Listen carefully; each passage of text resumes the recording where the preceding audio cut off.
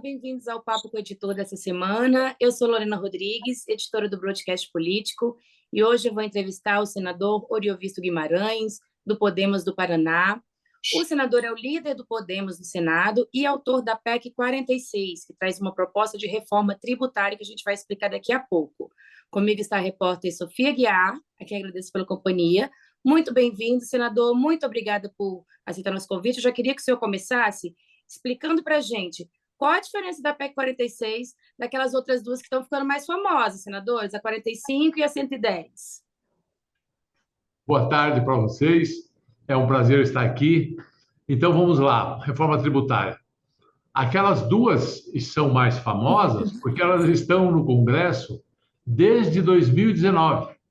Já estão há quase 4 anos e não conseguiram apoio suficiente até hoje sequer para serem votadas. O ano passado todo eu briguei a luta democrática, a briga democrática do argumento e dos bons argumentos com o senador Roberto Rocha, que agora não se reelegeu, que defendia a PEC 110, e eu era contra. E porque eu apontava todos os defeitos que eu via na 110. E aí o último argumento que eles tinham contra mim era o seguinte: você critica muito e não propõe nada. Então eu resolvi propor uma solução, que é a PEC 46 de 2022. Ela foi protocolada em dezembro de 2022. Ela não está famosa ainda porque é muito novinha, ainda tá de fraldas. Ela começa a ser discutida, ela começa a ser conhecida, mas ela tem uma vantagem sobre as outras. Ela não tem a má fama que as outras já conseguiram conquistar nesses últimos 3 anos. A PEC 45, que é muito semelhante à PEC 110, e até quando for explicar as diferenças, eu vou resumir a 110 e a 45 como se fosse uma única PEC, porque elas são muito semelhantes. São quase que irmãs gêmeas, mas são duas irmãs muito parecidas. E vou explicar a diferença com a 46. Os defeitos da 110 e da 45 são os mesmos. E já entrando na explicação, então, o que é que caracteriza a PEC 45 e a PEC 110? O que elas têm em comum? Para entender isso, é preciso entender que desde 1800 e pouco, o Brasil tem uma tradição de ter uma federação com 3 níveis: o nível federal, o segundo nível, que é o estadual, e o terceiro, que é o municipal. Então, como se nós fôssemos um edifício de 3 andares. É da nossa tradição tributária existirem impostos federais que sustentam o governo federal, impostos estaduais que sustentam, por óbvio, os governos estaduais, e impostos municipais que sustentam os governos municipais. Por que isso é assim? Porque se queremos ser uma federação, se queremos ter autonomia, é preciso que cada ente federado, estados, municípios e a União tenham liberdade de fixar os tributos que lhes competem, de gerenciar esses tributos, de receber esses tributos, de aplicar esses tributos. Quando você tira do estado ou você tira do município a autonomia de tributar, a autonomia de gerir os seus tributos, você está quebrando a espinha dorsal de uma república federativa. Porque aí o município fica de pires na mão pedindo para quem arrecadou o imposto dele. Ou o estado fica de pires na mão. Aliás, nós temos assistido isso muito quando se discute fundo de participação dos municípios, fundo de participação dos estados, que são repasses do governo federal para os estados e para os municípios. E também já há um repasse de governo estadual para o município. O único imposto que o município tem, que ele pode gerenciar com autonomia, é o ISS, Imposto sobre Serviço. Fora disso, ele tem algumas outras coisas que ele cobra, como IPTU e outros pequenos impostos que eu não vou nem citar para simplificar a nossa conversa, mas que são coisas pequenas. Os estados basicamente têm um imposto, o ICMS, Imposto de Circulação de Mercadorias, que já é um IVA, porque ele é um imposto onde você se credita daquilo que você compra como insumo e você paga sobre o valor agregado. Então, essa história de dizer que a 45 e a 110 traz o IVA, não é verdade. Nós temos o IVA há muitos anos. E é o mais confuso e complicado de todos os impostos do Brasil. O ICMS é o pior imposto que nós temos. Nós temos 26 estados e o Distrito Federal. São 27 legislações diferentes. Cada estado tem a sua legislação. Tributam mais isso, menos aquilo e assim por diante. E depois você tem os impostos federais. IPI, Imposto de Renda, PIS, COFINS, Contribuição Social sobre o Lucro Líquido, que são impostos que poderiam ser simplificados. Não estou falando em diminuir. Dá para simplificar com medidas infraconstitucionais. Não precisam mexer na Constituição. Muito bem. O que propõe tanto a 45 como a 110? Elas propõem a criação de um IVA. A 45 propõe um IVA único, um IVA amplo, onde ela reúne impostos federais, estadual e municipal. Então, você vai ter PIS, COFINS e mais alguns impostos federais misturados com ICMS e misturado com ISS. Isso iria tudo para vamos chamar assim, um fundo ou um departamento do governo que vai recolher esses impostos e vai dar uma parte para o governo federal, uma parte para os estados, uma parte para os municípios.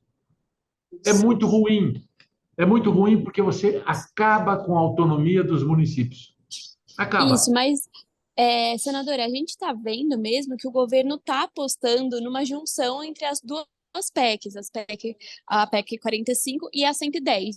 Inclusive, a Câmara dos Deputados, ela criou um grupo de trabalho para discutir a reforma e muito tem se falado nesses termos.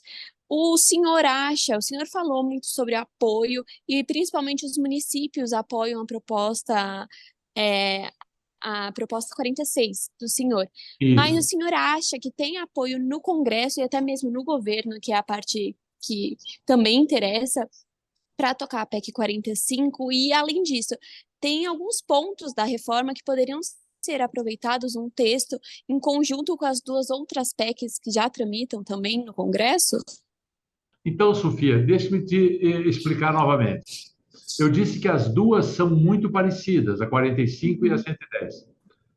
A 45 prega um imposto único. A 110, ela fala num IVA dual, que ela tem um IVA federal e um IVA onde ela mistura o pior imposto que nós temos, que é o ICMS, o mais confuso dos impostos, com o ISS, que é o imposto mais simples e mais bem organizado que nós temos.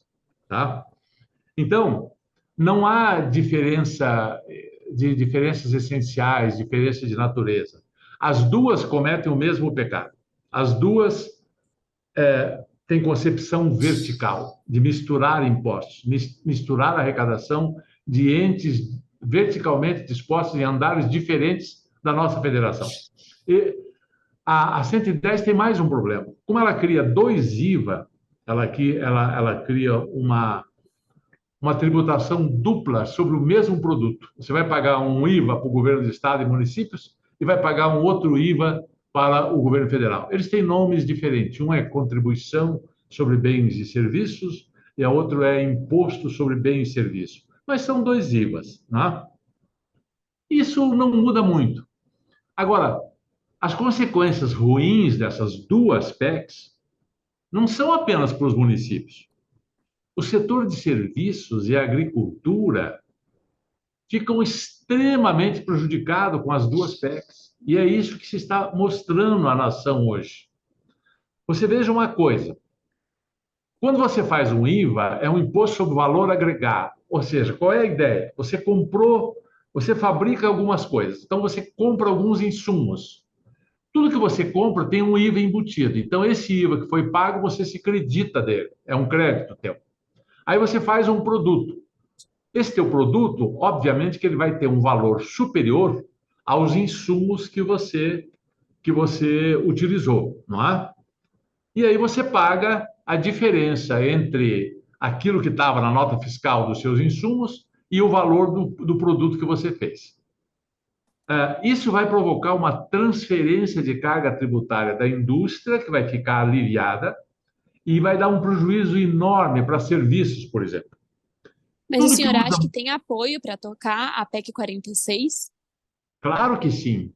Na medida que a sociedade se conscientizar dos efeitos da 45 e da 110, porque elas desorganizam a economia. Pare para pensar numa universidade privada. Qual é o insumo que usa uma universidade privada? Professores, giz, energia elétrica e acabou. Ela paga hoje quanto? Ela paga 5% de ISS mais 3,65% de PIS/COFINS não cumulativo, ou cumulativo, que é a taxa menor. Ela paga 8%. Sabe para quanto que vai o imposto dela, se tiver um IVA único, ou dois IVAs, que também não muda nada? Vai para 27%. Triplica, Senador, triplica o imposto. Quebra as universidades. desculpe interrompê-lo, mas diz que depois ela vai creditar outras coisas que ela comprou como insumo, né? Vai Ah, compensar ali. sim, Eu queria mas perguntar, aproveitar nessa questão de apoio, na semana passada os prefeitos se reuniram com o ministro da Fazenda, Fernando Haddad. Os prefeitos estão apoiando a PEC 46, é isso? E eu queria então, saber como que o ministro Haddad recebeu essa proposta dos prefeitos, que ele também foi na Frente Nacional dos Prefeitos essa semana. Como é que está a receptividade ali no Ministério da Economia, na área econômica do governo? então, a área econômica do governo tem como secretário para a reforma tributária o Bernardo Api. Ele é o idealizador da PEC 45, ele é autor intelectual. Então, quando o governo contrata para secretário especial para a reforma tributária, o governo já colocou um outdoor bem grande na frente do Ministério da Fazenda, dizendo: nós apoiamos a PEC 45. Aí, como tem a 110 e como elas são muito parecidas, esse grupo de trabalho constituído na Câmara está tentando fazer um bem bolado, juntar as duas, o que é perfeitamente possível. O governo já está admitindo o IVA dual, que não é originário da 45. Mas isso não resolve. Não é o fato do governo apoiar uma PEC que ela vai ser aprovada. O Congresso é independente, isso precisa ser entendido. E o Congresso responde às pressões da sociedade. O setor de serviços tem entidades que os representam e que falam aqui dentro. A agricultura tem a frente parlamentar do agronegócio. Olha o que acontece com a agricultura. Parem para pensar vocês duas uma coisa. Eu sou plantador de soja. Eu compro um saco de semente de soja. Qual é o meu crédito? Faça a conta comigo. O meu crédito é o IVA que está naquela saca de soja que eu comprei como semente. Aí eu vou semear isso e vou colher. Para cada saca de soja que você planta, em média, você colhe 80 sacas. Então, eu tenho crédito para uma saca, as outras 79, eu vou pagar 27% sobre isso. E esse imposto não existe hoje. Esse IVA, isso de dizer que você compensa, compensa como? Os setores intensivos de mão de obra não compensam. Não compensam, é o caso das universidades, das clínicas, dos planos de saúde. O setor de serviço, o comércio, de modo geral, não vai compensar fácil. Né? E isso vai dar muito desequilíbrio. A hora que a agricultura perceber o que estão querendo fazer com ela, ela vai reagir. Aí já estão dizendo que estão abrindo exceção para a saúde e para a educação. Vai começar a virar uma coxa de retalho. Não é? Vai começar a virar uma coxa de retalho. E daí. E tem outros lances, né? O prazo de transição dessas reformas é absurdo. Nós vamos conviver com dois sistemas durante 10 anos, 20 anos, depende das mudanças que fizerem. Não é uma coisa razoável. Bom, eu estou apontando esses problemas, tanto da 45 como da 110, porque elas são praticamente irmãs gêmeas. As diferenças é só essa questão do IVA dual ou não, o resto é tudo igual, a concepção é vertical. Nós temos uma concepção horizontal.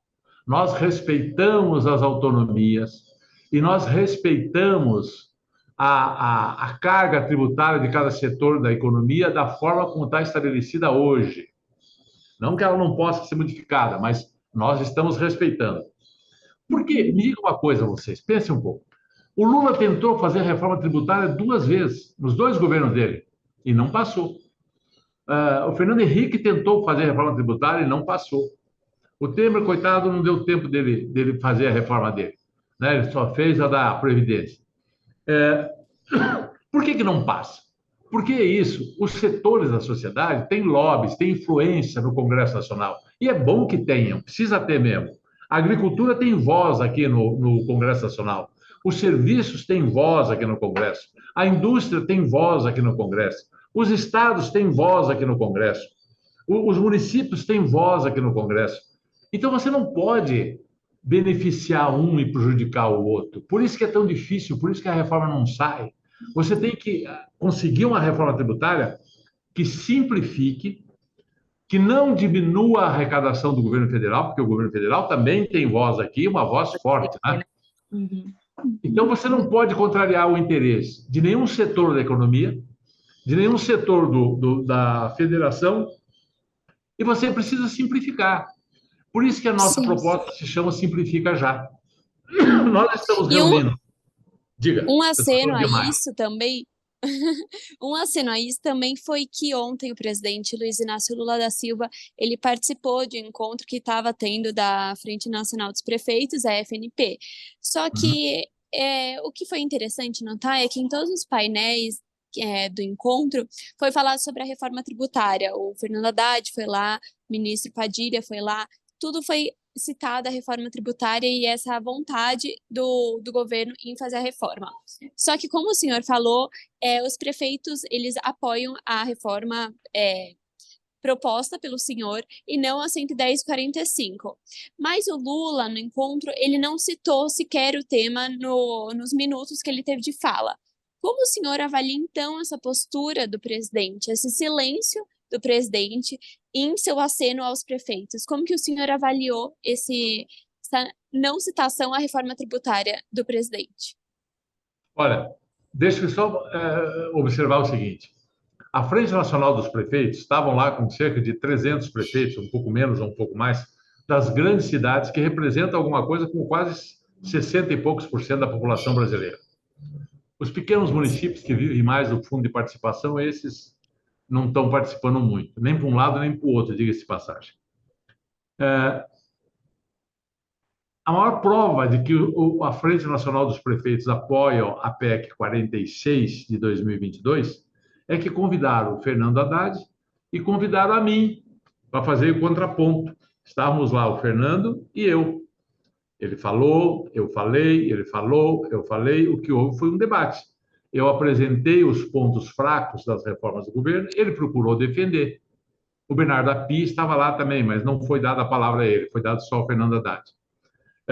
E depois os prefeitos falaram. E todos os prefeitos, o prefeito do Rio, Eduardo Paes, o presidente da Frente Nacional dos Prefeitos, o prefeito de Aracaju, Edivaldo, o prefeito Edivaldo, e o prefeito de Porto Alegre, vários outros falaram, e todos muito claramente deixaram claro para o Fernando Haddad, para todo mundo, que eles apoiam a 46 e que eles não querem perder a autonomia deles. Então, esse apoio é claro. Se é um apoio claro que eu tenho, é da Frente Nacional dos Prefeitos. Eles não deixam dúvida. O fato de terem me convidado já é demonstrativo disso. Não tinha obrigação nenhuma de me convidar. Eu não sou ministro da Fazenda, sou só um senador, né? E se me convidaram é porque apoiam a PEC. O fato do Lula não estar entrando na briga, eu vejo com muito bons olhos. O Lula, em política, ele é sábio. Ele ouve primeiro, ele percebe a reação da sociedade primeiro e ele fala depois. Ele tem cautela. E eu acho isso uma qualidade do líder. Não tem que sair já de cara tomando partido. Observe, veja o que a agricultura pensa, veja o que a indústria pensa, veja o que o setor de serviço pensa, veja o que os prefeitos pensam, veja o que os estados pensam. Lá na frente, se você tiver uma síntese, você toma uma posição. Mas essa discussão está só começando. É cedo para o presidente se posicionar. Ele fez muito bem. Senador, o senhor falou da questão de preservar a autonomia de cada setor também, né? E que é muito difícil, porque você tem que agradar, entre aspas, todos os setores, ou então uma proposta realmente não avança no Congresso Nacional. Mas, hoje em dia, na maioria dos países, a tributação de serviço de produtos é feita de uma forma similar. E o Brasil é um dos poucos países mais desenvolvidos com a tributação diferente, né? Na proposta do senhor, ao manter a tributação com alíquotas diferentes e de uma forma diferenciada, Isso não está no modelo atrasado? Que essa é uma das principais críticas das pessoas que defendem esse IVA igual para todos os setores, né? E Uhum. eu também queria saber do senhor, em relação à proposta do senhor, se o senhor não tem receio de que, ao deixar cada setor separado, não mude muito a estrutura atual que nós estamos. Não vai ser uma simplificação muito superficial, não vai acabar sendo uma reforma, o país precisando de uma reforma mais profunda e passe uma reforma muito simples? Então, deixa eu te dizer o seguinte: a reforma tributária não é essa panaceia toda que estão dizendo, que os defensores da 110 a 45 dizem assim: se fizermos a reforma tributária, o Brasil vai ficar moderno, vai crescer, o PIB vai crescer 20%. Falar isso é fácil. Eu quero ver mostrar como. Cadê os números? Por que vai crescer? Não tem nenhuma explicação lógica para essa afirmativa. É pura propaganda política.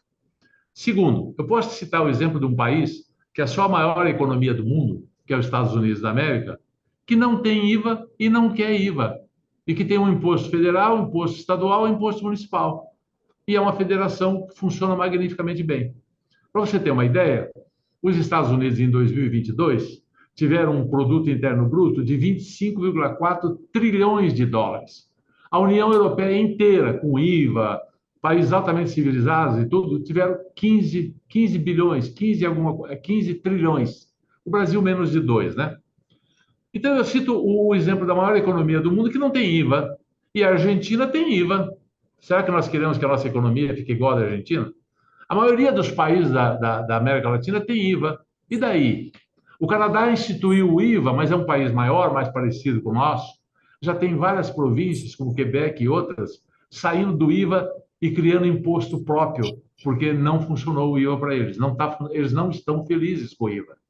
Então, assim, o desenvolvimento de um país não está calcado só em que tipo de imposto. Se fosse assim, adotou o IVA, fica rico, estava fácil, né? Não ia ter país pobre no mundo. Todo mundo ia adotar e ia ficar rico, mas não ficaram.